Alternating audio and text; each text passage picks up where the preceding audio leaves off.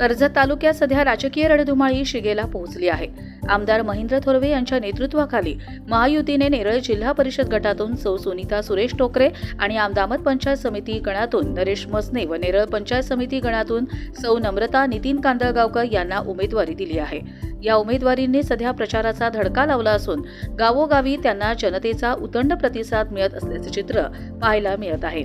आमदार थोरवे यांच्या मार्गदर्शनाखाली सुरू असलेल्या या झंझावाती प्रचारामुळे विरोधकांचे धाबे दणाणले आहेत।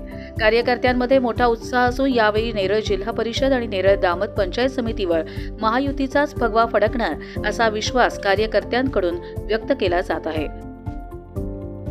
आता आम्ही नेरळ जिल्हा परिषद वार्डमध्ये फिरत आहेत। आता आज दामतमध्ये चालू केलंय।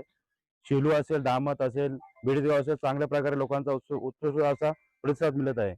आणि याच पद्धतीने जो विकास जो केलेला जे आमचे उमेदवार आहेत त्यांच्या मार्गदर्शनाखाली जो विकास केलेला आहे उत्तम पद्धतीने असं झालेलं आहे आणि त्या पद्धतीने लोकांचा पण प्रतिसाद चांगला आहे आमच्या।